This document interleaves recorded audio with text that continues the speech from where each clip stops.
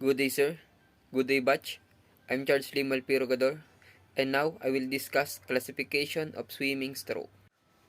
First is type of breathing. First is normal breathing. Inhale through nose and exhale through the mouth. In this is inhale, use the nose, and exhale, use the in mouth. And next, reverse breathing. Inhale through the mouth and exhale through the nose or mouth. Reverse breathing, we use the mouth to inhale, and we use nose or mouth to exhale. Swimming stroke, a competitive stroke. First is freestyle crawl stroke. Second, breaststroke. Third, backstroke. And the last one is butterfly stroke. B. Survival resting stroke. 1. First, side stroke. Second, trajen. 3. Elementary backstroke. 4. Starfish floating. And number 5, treading water. Number 6, jellyfish float and deadman float. Number 7, tack float or mushroom float. And the last one is dog paddle. First is freestyle crawl stroke. The most popular stroke, fastest, the most efficient stroke.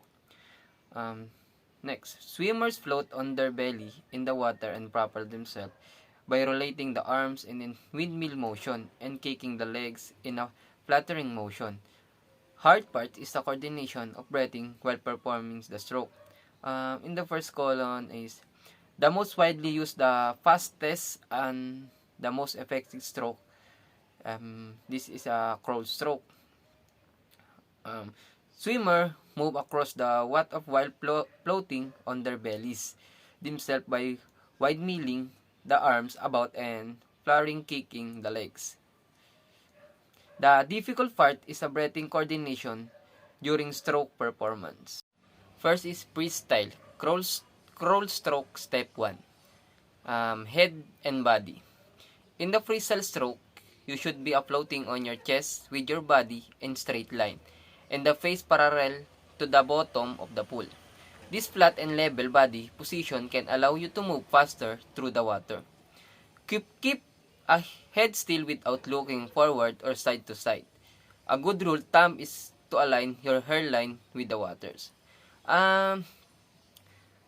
In head body, you should be floating on your back during the freestyle stroke. A chest to a body in a straight line and parallel faces down to water surface. This on an upright level posture can let you move more quickly above the water. Step 2. Arms and hand. Begin by reaching in a front of you as far as possible. Your fingers should be slightly and open and relaxed. Allow your fingertips enter the water first above your head and effectively to move. Start to pull water. Rotate your shoulder to get high, elbow to pull water as far possible in the front of your head. This can help maximize your distance per stroke. Next is freestyle kick, step 3. This is the flutter kick. It's a simple and efficient kick. Uses the front crawl, freestyle stroke, but also in the back stroke. Step 4. Breathing. This breathing, when you take a breath, focus on your quick inhale. Don't hold your breath while swimming. Instead, exhale completely underwater. This makes it easier to take a quickly inhale on your next breath instead of trying to exhale and inhale when your head is out of the water. Freestyle swimming drill. A helpful drill for new freestyles is known as a short dog. The short dog allows you to focus the front parts of your stroke. To complete this drill, start with your arms extend out from next while keeping one arm extend. Bend your starting arm at the elbow so that your fingers are pointed down to the bottom of the pool. After you bend your arm, recover it forward back into the starting position. Alternate between your right and left arms. Second is breaststroke, the oldest known swimming stroke. The best stroke is the oldest known in a swimming stroke. Next is, it is also known as the frog stroke among children learning to swim, as it sounds more endearing. The movement also resembles that of a frog swimming in the water, hence the use of his term. This is a breaststroke. This is an example of breaststroke and how to do the breaststroke. Body position and gliding step. Um, this is a streamlined body shape is important for a glide to gain and maintain someone distance. Your personal body shape is non-relevant here. We are not talking about how short, tall, fat, or thin you are. Any body shape can glide through the water. It is a matter of what position you have your arms and legs in as you glide. Your head and feet must be together to give a pointed, streamlined shape so that the water moves easily around you as your body cuts through it. If your hands and feet as apart, your body shape will be creating resistance and your movement will be little if anything. Step 2. Pulling techniques. Catch, pull, recover. Out sweep, catch, turn your palms slightly outward so your thumbs point slightly downward. And keeping your arms straight, sweep your arms out to your slides until they form a Y shape with your body. In sweep, pull, bend your elbows and move your forearms down and back as you pull your hands together in front of your chest. In a praying position, this is the all-important pace of the breaststroke full as it serves. Step 3. Breathing techniques. Most swimmers breathe in through their mouth. This action should be quick and last only seconds. Second, timing breath out in the water should be about twice as long as breathing in above the water, as it helps to build a comfortable rhythm to your breathing. Step 4. Kicking techniques. First is uses frog kick. Second, start with your legs straight and together. Third, bend your knees so they point out to the sides while keeping your feet together. Your feet should come toward your torso. Breaststroke. Helpful tips. When you're breathing to finish, drop your head down in the water and begin the kick. When your kick is finished, hold out your arms straight in a streamlined position, gliding after 1 to 2 seconds. Begin your arm movement again. Step 2. Do not rush through the gliding pace as is the fastest part of the stroke. Keep your feet in the flat-footed position when performing the kick. Next is backstroke. Backstroke or back roll is one of the 4 swimming styles used in the competitive events, regulated by FINA, and the only ones of these styles swim on the back. This swimming styles has the advantage of easy breathing but the disadvantage of swimmers not being able to see where they are going. Step 1. Arms. Lead with your thumb as your arms comes out of the water.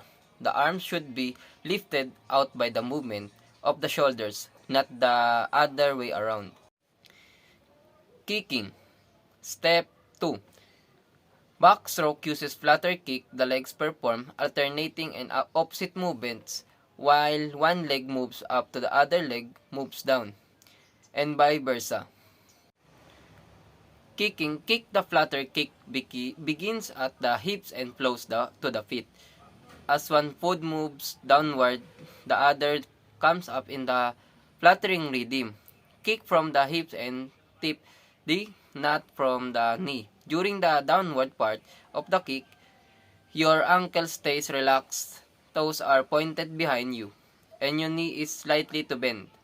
Next is butterfly stroke. The butterfly stroke is one of the most difficult swimming stroke because it requires precise techniques in addition to good rhythm. It is arguably the most aesthetically pleased stroke, a balance between power and grace. The fly is affectionately called by swimmers.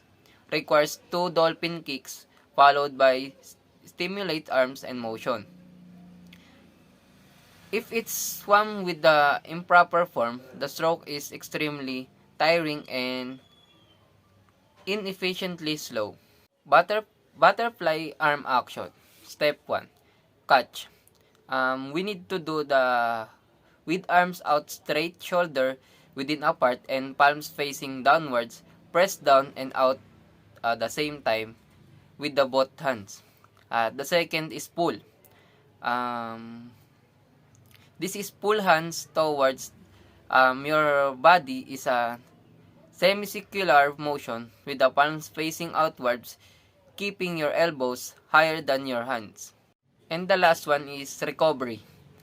Recovery, one both hands reach the upper things at the end of the pull, sweep both arms out and over the water simultaneously and throw them forward into the starting position.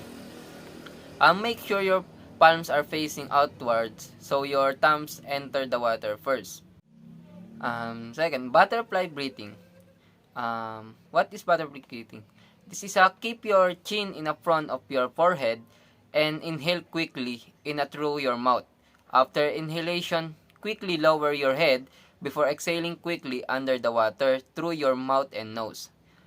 Your head should re-enter the water before your arms. Step 3. Butterfly stroke. Leg action. The best way to learn the leg action for butterfly is to imagine yourself as a dolphin or mermaid with only a tail with the both legs together and toes pointed kick downwards at the same time. The first kick is a small 1-2. Balance your body position after your arms enter the water. Butterfly stroke. Step 4. Move your body and wave-like fashion. Second B1 with the wave, your whole body should have an undulating shape as your swim. Similar to dancing, let your instinct take over and go with the flow of the motion. If you manage to pin down your rhythm and synchronize both body movements with your limbs, your stroke will be more efficient and less tiring. That's all, poster batch. Thank you.